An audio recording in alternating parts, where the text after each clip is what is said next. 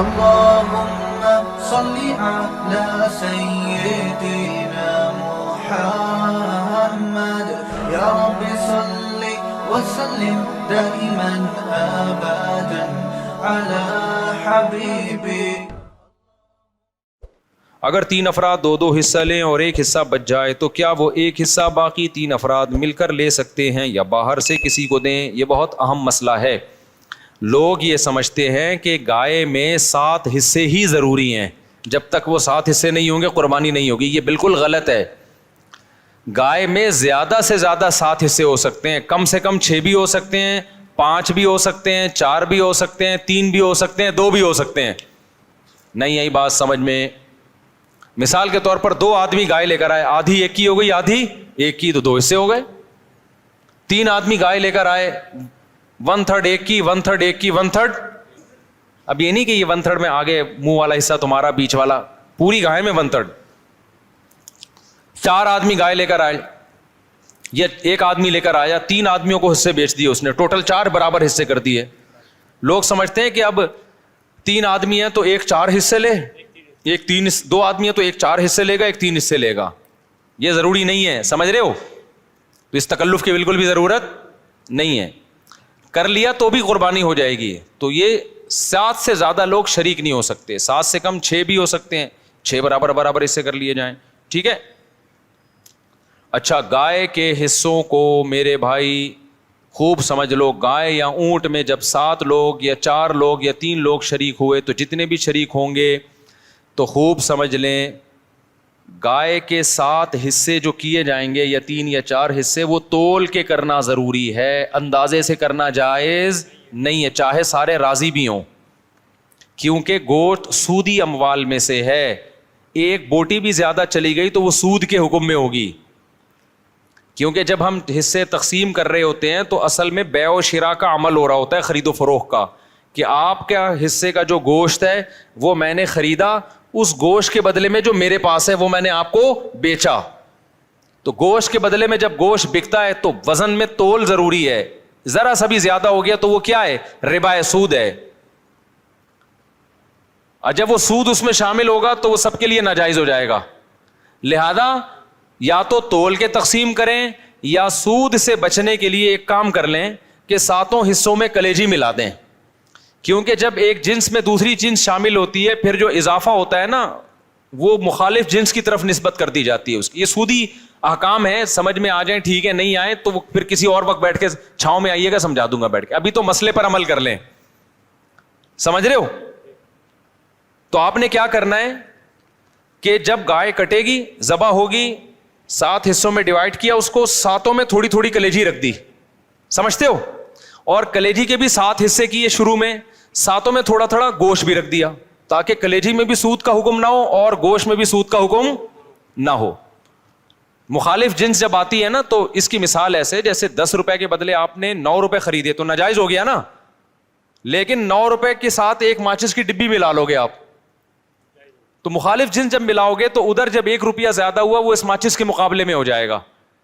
تو ادھر اگر گوشت زیادہ ہو گیا تو کلیجی کے مقابلے میں ہو جائے گا، ادھر کلیجی زیادہ ہو گئی تو گوشت کے مقابلے میں ہو جائے گی. تو سود سے بچنے کے لیے یہ جائز طریقہ ہو جائے گا. ہیلے کی 2 قسمیں، ایک ہیلا وہ جو حرام کی طرف جانے کے لیے ہوتا ہے، ایک ہیلا وہ ہوتا ہے جو سود سے بچنے کے لیے ہوتا ہے. تو یہ ہیلا جائز ہیلا ہے. آج کل بعض اسکالرز ایسے آ گئے کہ نہیں ہیلے اسلام میں جائز نہیں، تو ہیلا تدبیر کے معنی میں، کیونکہ ایسے ہیلے نبی نے خود بتائے ہیں ہمیں سود سے بچنے کے لیے. سمجھتے ہو کہ نہیں سمجھتے؟ تو اب آپ نے کیا کرنا ہے کہ ابے بھائی اس پہ کلپ بنا دینا. بقرعید کے بعد میرے قربانی پہ کلپ چل رہے ہوتے ہیں.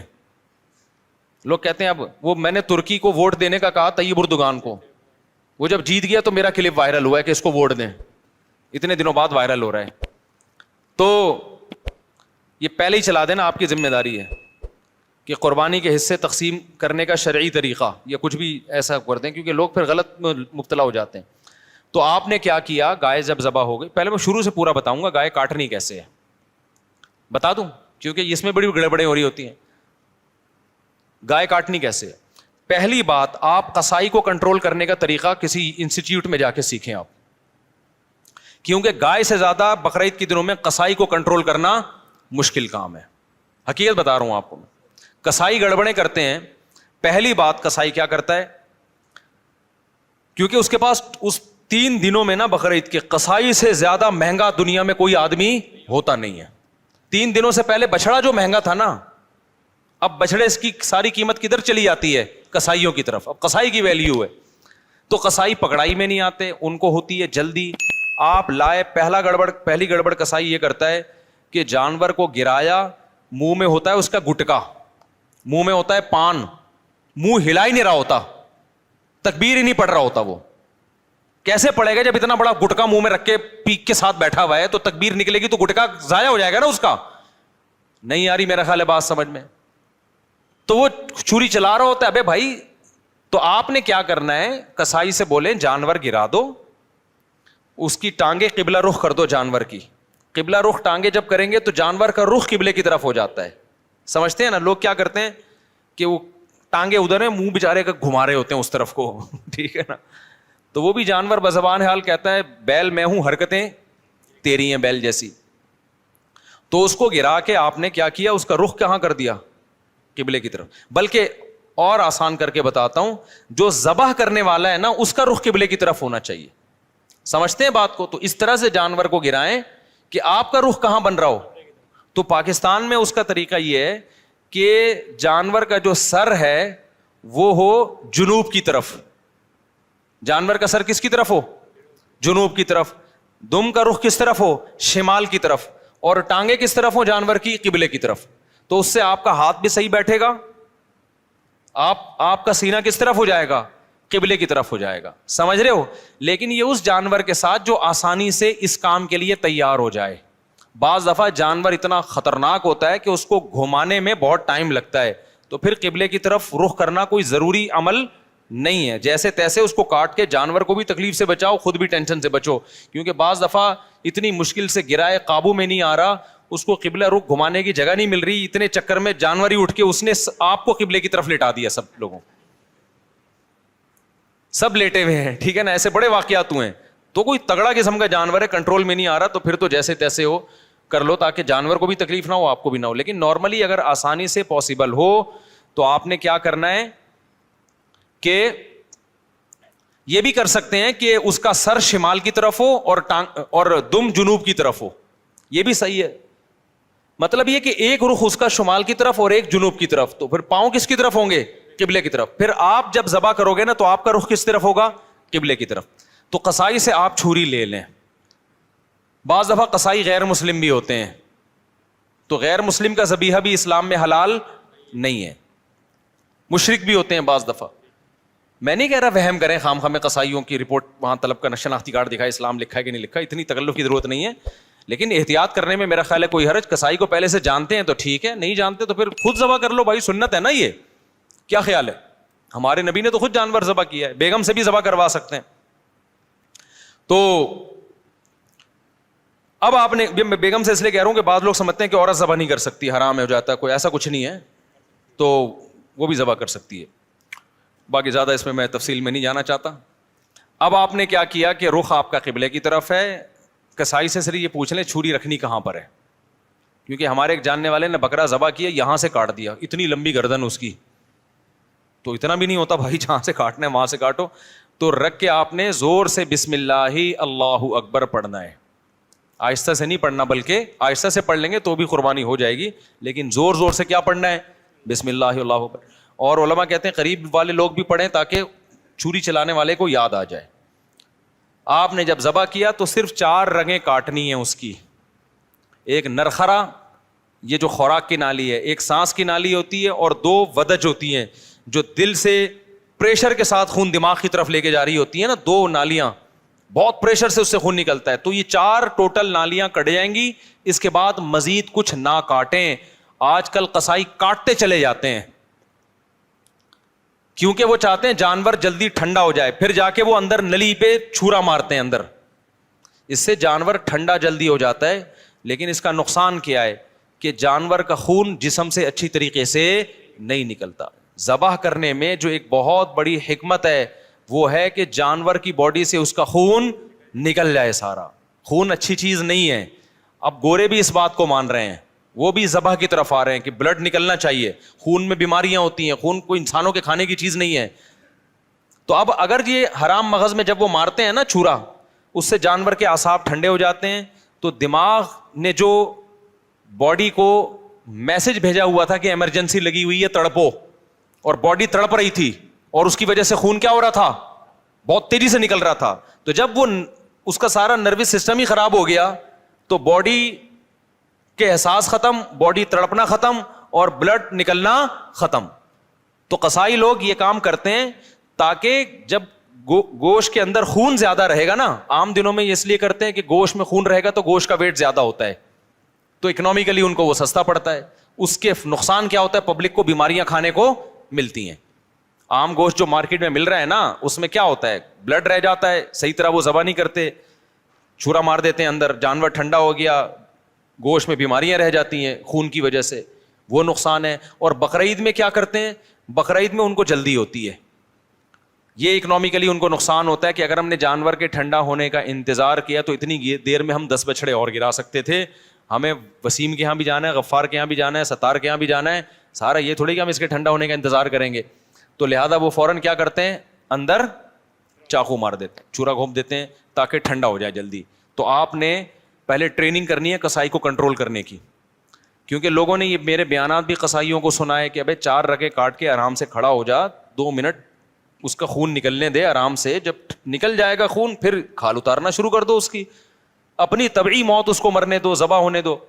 لیکن قصائی کو پتا ہے کہ بھائی اگر یہ تو میں تو دیر ہو جائے گی مجھے, تو آپ اس کو بیان سنائیں, سمجھائیں, قصائی باز نہیں آتا. تو اس لیے میں بار بار کہتا ہوں کہ آپ نے جو جس کھونٹے سے جانور کو باندھا ہوا تھا نا, 4 رگے کاٹ کے تھوڑی دیر کے لیے وہاں سے قصائی کو باندھ دیں آپ. معذرت کے ساتھ قصائیوں سے پیشگی معذرت, وہ بھی ہمارے دوست یار ہیں بھائی, اسی سوسائٹی کا حصہ ہیں, لیکن کنٹرول میں ہی نہیں آتے نا, وہ کرتے ہیں, وہ نہیں مانتے. تو آپ نے تھوڑی دیر کے لیے جتنے بندے بیل پر تھے وہ سارے بیل کو چھوڑ کے کس پہ آ جائیں, قصائی پہ آ جائیں, اس کو کنٹرول کریں. وہ کاٹے گا, اندر تک کاٹتا رہے گا, اس کو بولے 4 رگیں کٹ گئی بس, سمجھ رہے ہو, اس سے گوشت میں ذائقہ بھی آئے گا, گوشت میں بیماریاں بھی نہیں آئیں گی. اور شریعت کا جو حکمت ہے کہ گوشت پاک ہو جائے, کیونکہ خون پاک چیز ہے یا ناپاک چیز ہے, ناپاک چیز ہے, تو گوشت کو شریعت چاہتی ہے خون سے کیا ہو جائے, پاک ہو جائے, تو پاک ہو جائے گا. سمجھتے ہو؟ تو یہ کام جب آپ نے کر لیا, اس کے بعد قصائی کو بولیں بھائی تو اب چھری سے جو بھی کرنا ہے کر, وہ کھال وال اتارے گا. اس کے بعد آپ نے کیا کیا ہے, وہ پھر جو شروع میں کلیجی نکلتی ہے, لوگ اس کی چاہت میں ہوتے ہیں جلدی سے ہم کلیجی کھا لیں. تو اب آپ نے حصے ایسے بنانا ہے کہ ٹھیک ہے آپ کلیجی, وہ جو چیزیں نکل رہی ہیں اس کے تلی ولی جو لوگوں کو شوق ہوتا ہے, وہ آپ نے 7 حصے کیے, اور 7 حصوں میں تھوڑا سا گوشت بھی لے کے ملا دیا, اور تھوڑی سی کلیجی بچا کے رکھ لی. یعنی کلیجی کے 7 حصے کیے, کلیجی دل ولز کے 7 حصے کیے, اور اس میں 7 میں کیا ملا دیا, بوٹیاں ملا دی کچھ, اور آخر میں جو گوشت کے 7 حصے کیے ان میں کیا ملا دی, کلیجی ملا دی.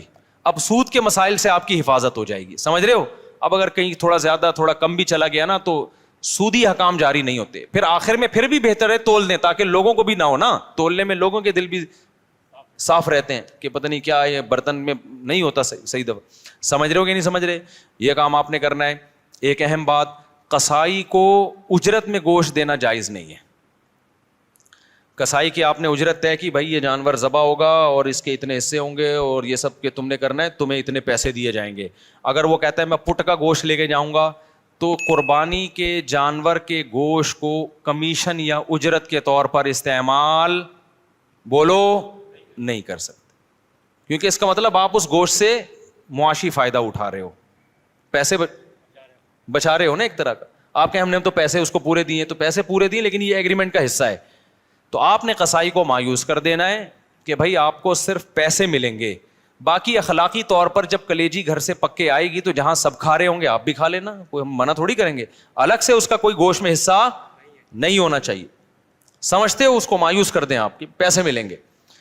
اور پھر آخر میں جب آپ گوشت بانٹ رہے ہوں تو کسی کو بھی دے دیں, پھر اس میں قصائی کو بھی دینے میں کوئی حرج نہیں ہے. لیکن آج کل یہ عرف بن چکا ہے, قصائی لازمی گوشت کا حصہ لے کے جاتے ہیں, پھر وہ بیچ رہے ہوتے ہیں, بقرعید کے بعد دکانوں میں بک رہا ہوتا ہے, پھر وہ سمجھ رہے ہو. کھال کے بارے میں کیا حکم ہے, کھال جانور کی یا تو آپ استعمال کر لیں, کسی کو بھی دے دیں شرکا میں سے, اس کی کھال کو آپ نمک وغیرہ لگا کے استعمال کر لیں, جائے نماز بنا لیں, بڑی بہترین چیز ہوتی ہے. اور اگر آپ نے اس کو بیچ دیا تو پھر اس کی قیمت صدقہ کرنی پڑے گی, پھر آپ اس کی قیمت استعمال نہیں کر سکتے. تو ڈائریکٹ کھال صدقہ کر دیں یا بیچ کے قیمت صدقہ کر دیں. اور ویسے استعمال کرنا چاہے تو کھال استعمال ہو سکتی ہے, وہ مسلح بنایا جا سکتا ہے, اس کا کچھ بھی بنایا جا سکتا ہے, مشکیزہ بنایا جا سکتا ہے. پہلے زمانے میں تو لوگ یہی کچھ کرتے تھے. یہاں تک بات کھوپڑی شریف میں آ گئی ہے. تو اچھا, ایک اہم کام آپ نے یہ بھی کرنا ہے کہ بھائی قربانی کے وقت نا ذکر اذکار کا ہونا چاہیے, شور شرابے کا نہیں ہونا چاہیے. یہ عبادت ہے, اللہ کے حکم پہ آپ اللہ کے مسخر کردہ جانور کو کاٹ رہے ہو, اللہ کے دربار میں پیش کر رہے ہو, تو یہ عبادت کا وقت ہے. اس میں جس قسم کا ہلا گلا ہو رہا ہوتا ہے یہ اس موقع پہ بالکل سوٹ نہیں کرتا. گوشت کھاتے ہوئے آپ ہلا گلا کر لیں, شام کو تکے بن رہے ہیں, تھوڑا سی مذاق کر لیں, لیکن جب جانور ذبح ہو رہا ہے نا تو اس وقت یہ ہنسی مذاق کا ٹائم نہیں ہے. اس وقت کس چیز کا ٹائم ہے؟ اللہ کے ذکر کا. دعا پڑھے, انی وجہت وجہی للذی فطر السماوات والارض حنیفا وما انا من المشرکین. اے اللہ, میں نے اپنے رخ کو اس ذات کی طرف پھیر لیا جس نے آسمانوں اور زمین کو پیدا کیا. میں شرک کرنے والوں میں سے نہیں ہوں, صرف تیرے نام پہ جانور کاٹوں گا, کسی اور کے نام پہ نہیں کاٹوں گا. ان صلاتی و نسکی و محیایا و مماتی للہ رب العالمین. میری نماز, میری قربانی صرف کس کے لیے؟ اللہ کے لیے. تو اس طرح کے الفاظ زبان سے عربی میں یا اردو میں دہرائیں, اے اللہ یہ ہماری طرف سے ہے, اس کو تو اپنے دربار میں قبول کر لے. اس وقت جو ہلا گلا, باجے, پوں پوں, اچھل کود, یہ بہت غلط حرکت ہے. سمجھ رہے ہو کہ نہیں؟ بالکل ایسے موقع پہ مسلمان پہ یہ چیزیں سوٹ نہیں کرتی. جو عبادت کا موقع ہے اس میں آپ اس طرح کی انٹرٹینمنٹ کر رہے ہو کہ پتہ ہی نہیں چل رہا کہ کوئی شادی ہو رہی ہے یا عبادت ہو رہی ہے. سمجھ رہے ہو کہ نہیں سمجھ رہے؟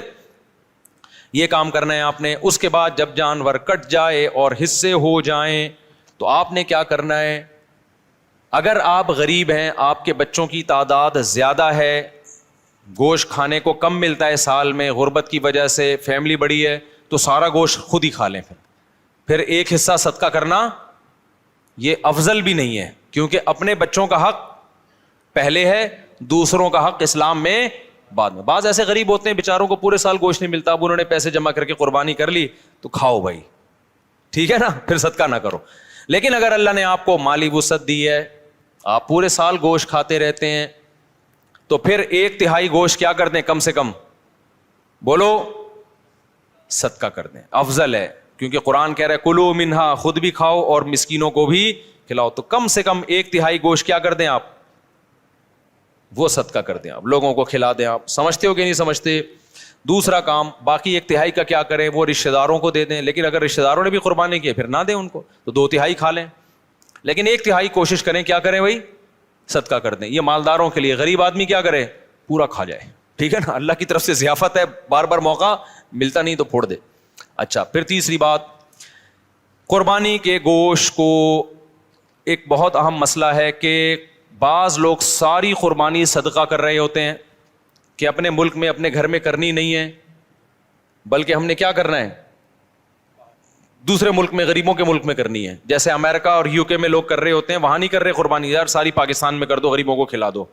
یہ مناسب نہیں ہے. آئی بات سمجھ میں؟ کیونکہ قربانی میں یہ اصل صدقے کا حکم نہیں ہے, اصل صدقہ بھی ہے اس میں ضمناً, اصل تو حکم یہ ہے کہ بقرعید کے 3 دن ہیں, اللہ چاہتا ہے میرے نام پہ جانور کاٹو اور پھر اللہ کی طرف سے آپ کے لیے اس کی میزبانی ہے. اللہ میاں کہہ رہے جانور ذبح کرو اور کیا کرو, پھر کھاؤ اللہ کی نعمت. آپ کہہ رہے میں نہیں کھاؤں گا, میں کیا کروں گا, میں پاکستان میں قربانی کروں گا, میں انڈیا میں کروں گا, میں افریقہ میں کروں گا, میں خود کچھ بھی نہیں کھاؤں گا. تو میں یہ نہیں کہہ رہا کہ حرام ہے, ناجائز ہے, قربانی کا ثواب تو ملے گا, لیکن یہ ایک نوعیت کا اعراض ہے اللہ کی ضیافت سے. روزہ حرام کر دیا تاکہ آپ گوشت سے اوائڈ نہ کریں.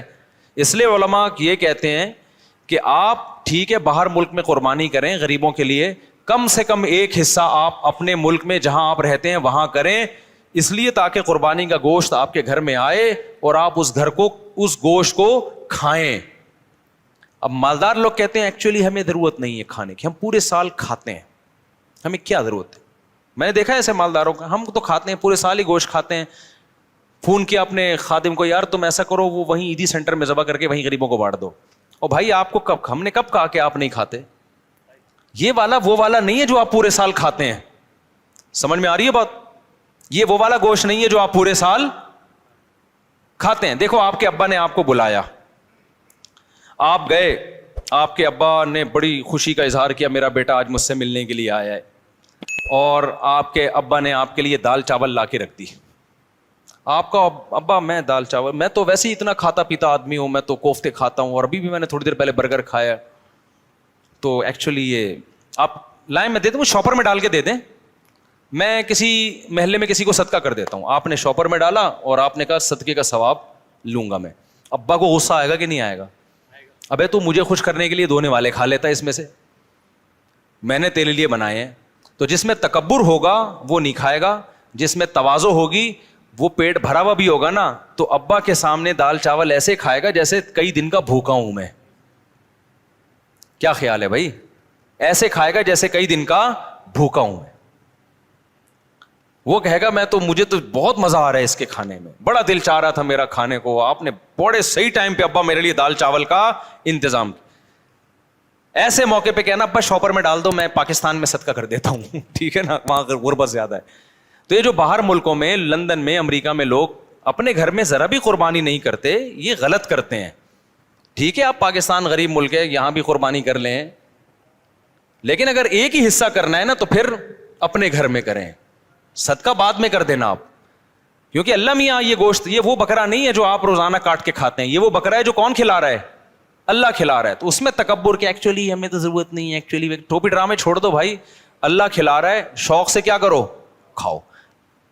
اللہ نے ہمیں بھی رزق دیا الحمدللہ. مجھے یاد ایک دفعہ بقرعید میں کیا ہوا کہ جی وہ میرا سفر تھا, اب دال چاول ہی مل رہی ہے بقرعید کے دن. مجھے اتنا غصہ آیا, یار آج ہماری عید کا دن ہے, کہیں سے گوشت لے کر آؤ بھائی قربانی کا.